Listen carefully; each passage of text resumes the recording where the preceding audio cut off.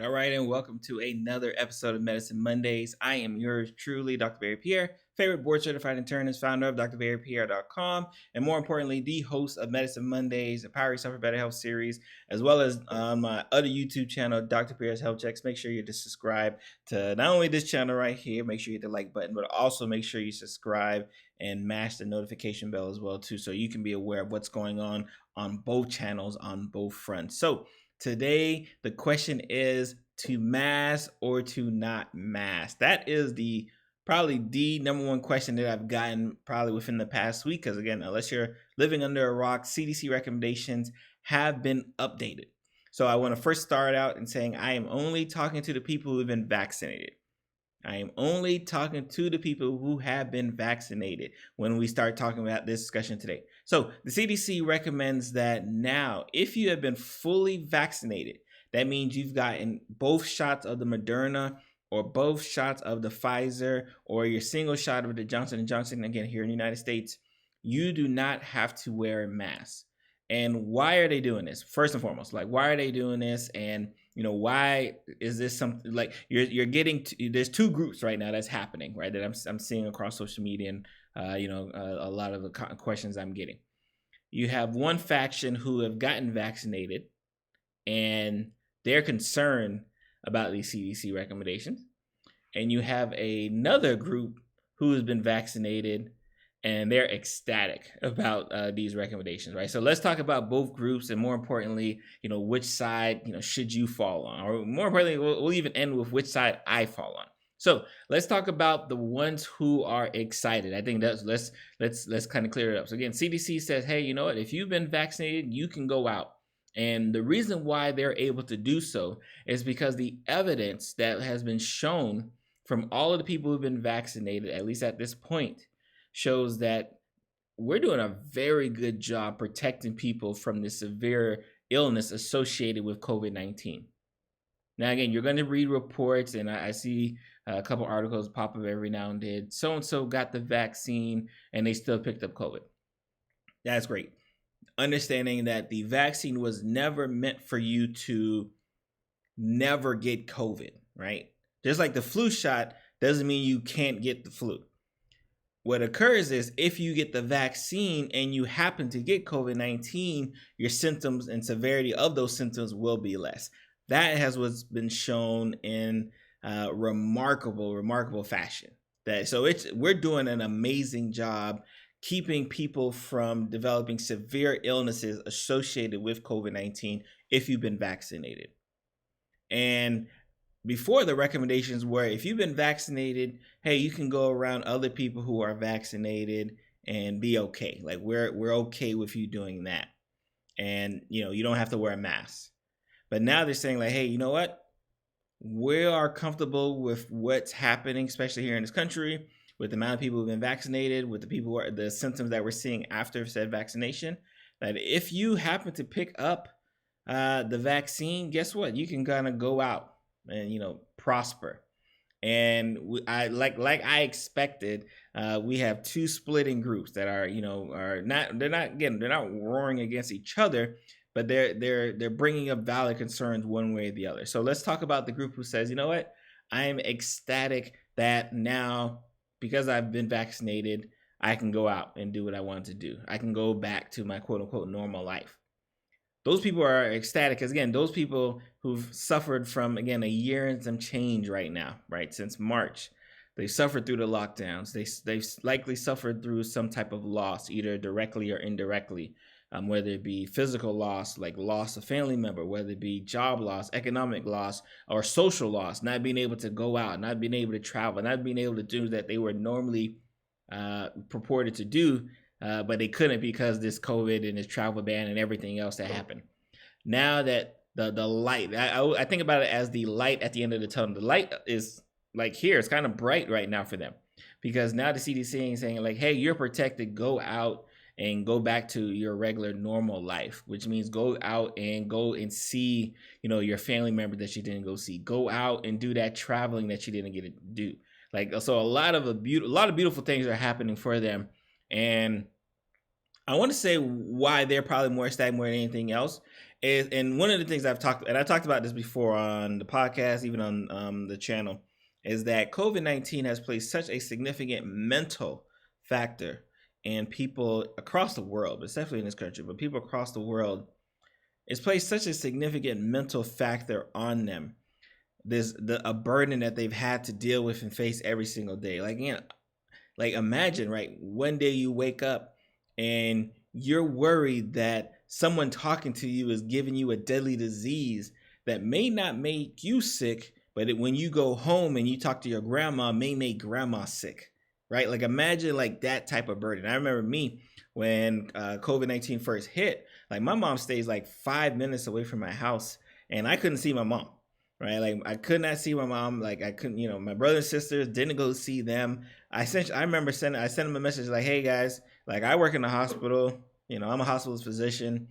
I take care of COVID patients every single day, and I'm not gonna be able to see you guys until some things are happening. Like, cause it's not safe for you. Probably definitely wasn't safe for me to go see these patients for COVID-19. But when you're in the profession I'm in, you kind of run to the fire." So like I had to tell family members, I had to tell friends like, hey, yeah, I can't come see you. I can't do these things with you. I had to tell, outings and things had to be canceled that I couldn't do because, COVID was here.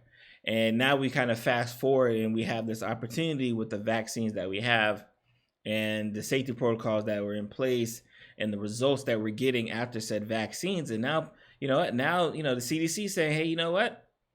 I like what we see here. And the risk of picking up a severe illness, if you're vaccinated, the risk of picking up a severe illness has been so minimized by getting vaccinated that we're comfortable with you going out in frolic, going out and being in public. And for a lot of people, it's this significant weight that's been lifted off their shoulders. Now they can plan ahead.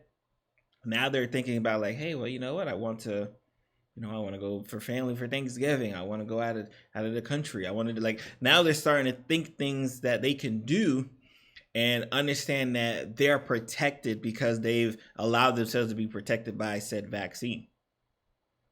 And that's one group.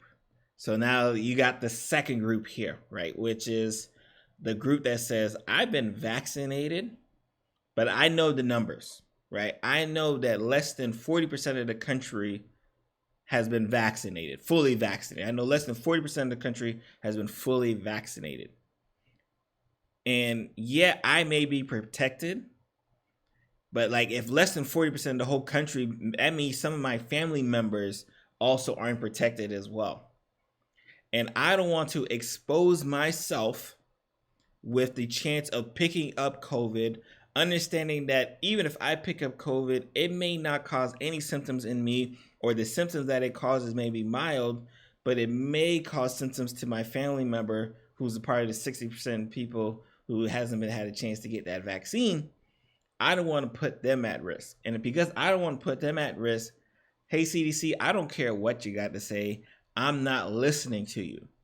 I'm still going to wear my mask in public. I'm still going to go shop with my mask. I'm still going to socially distance as much as I can. Like I'm still going to do those things regardless of what you just said, even though I know I'm protected.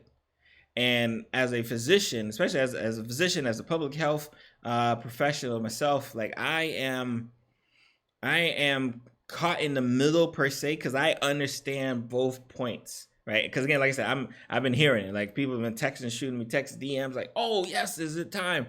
And I jokingly said on my Instagram that like the amount of people who are suddenly gung ho for like CDC recommendations like shot up through the roof. Because before, when CDC was recommending socially distance, wearing your mask, do those things there, people were like, CDC, hold up, we're not going to listen to you, government agent. But now CDC saying like, hey, if you haven't been vaccinated, you're good to go. Now people are running, right? So I jokingly said it, but like with a lot of truth behind the joke.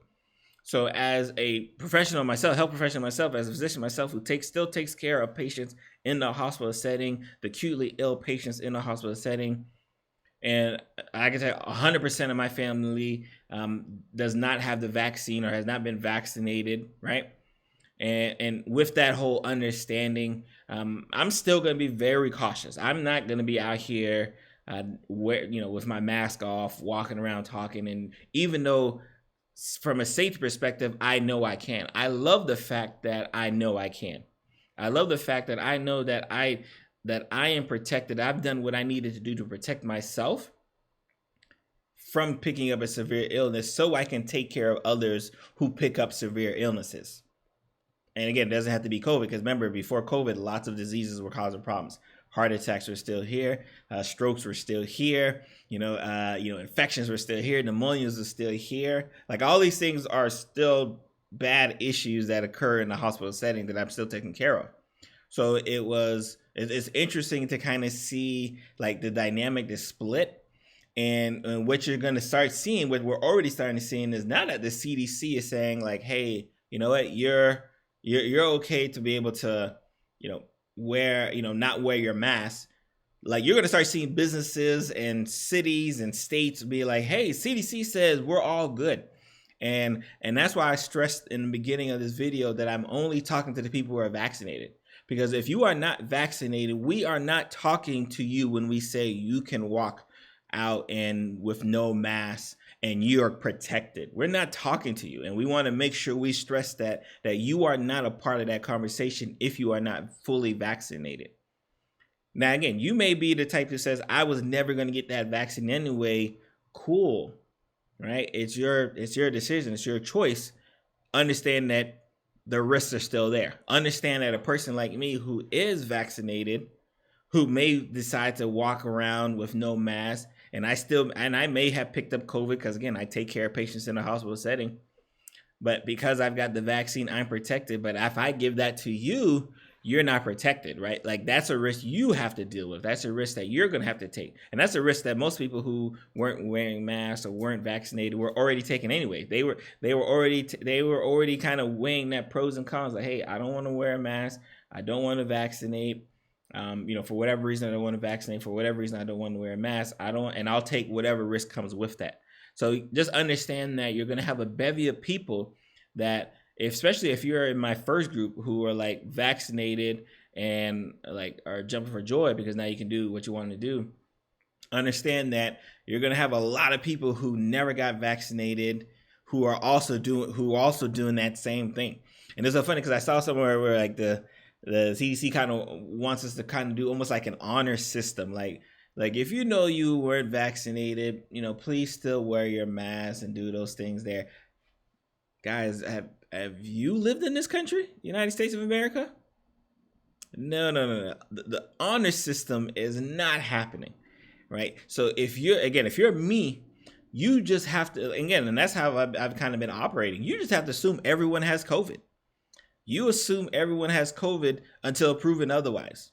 And if you carry yourself as if everyone has COVID until proven otherwise, hopefully you'll be fine, right? And if you're in that age bracket I call the super invincible age bracket, where you don't get really sick and you're a champion, and you don't think you don't need to do these things like eat healthy, exercise, and all those things that you typically have to do. If you're in that age group and you're like, I was gonna get the vaccine anyway, I'm not getting it, I'm cool, all right. But understand that the risk of you picking it up and you giving it to a family member is still there, right? Like, you'd be surprised the amount of patients I've taken care of in the hospital setting that their family members are the primary person to give them the disease, right? It's like they stayed at home, they stayed to themselves, they wore a mask, they did everything they needed to do, but their family members did it.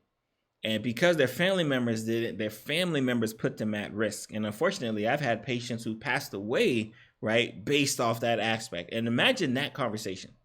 Like, imagine having a conversation with someone saying like, yeah, I know you weren't socially distancing, you gave grandma COVID-19, and now grandma is going to pass away. And unfortunately, because grandma has COVID-19, you can't even come see her, right? Like, imagine having to wear that on your heart for the rest of your life, right? And again, unfortunately, and I wish I was being hyperbolous, that is a true story that has been happening across the country for a year and some change now, right? Where a family member who didn't adhere to the practices that was recommended gave it to another family member who was much more susceptible, and then that happened.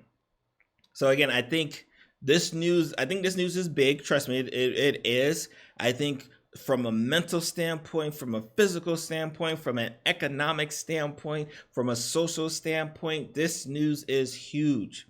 What you do with the news is going to be up to you. Again, defer to your provider and whoever's taking care of you to kind of figure out which decision you want to go.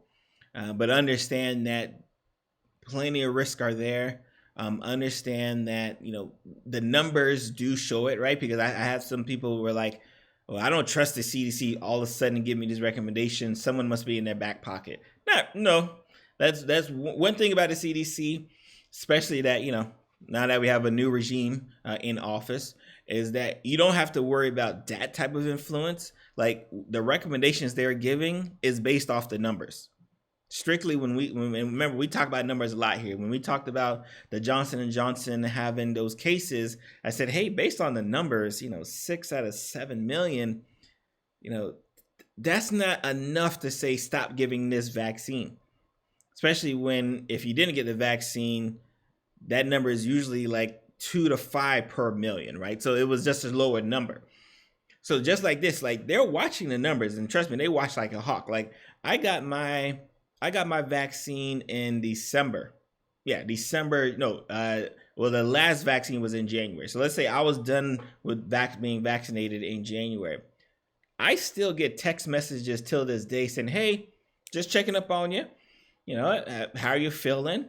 Any symptoms? Have you been dying?" Like I still get those numbers. So trust me, we are tracking the numbers. We are tracking the data because we want to protect the general public, right? That's our goal, to protect the public, get everyone as healthy as we can, get everyone back to a level of normalcy as fast as we can. Everyone wants to do that. It's not, no one does not want to do that. So it's just a matter of how do we take care of the population while doing so. So again, you're going to have some people who are uncomfortable, right, with the new recommendations. You're going to have some people who are jumping for joy for new recommendations. So really the question is, what side do you follow? I am yours truly, Dr. Barry Pierre, host of Medicine Mondays. I'm going to see you guys next week.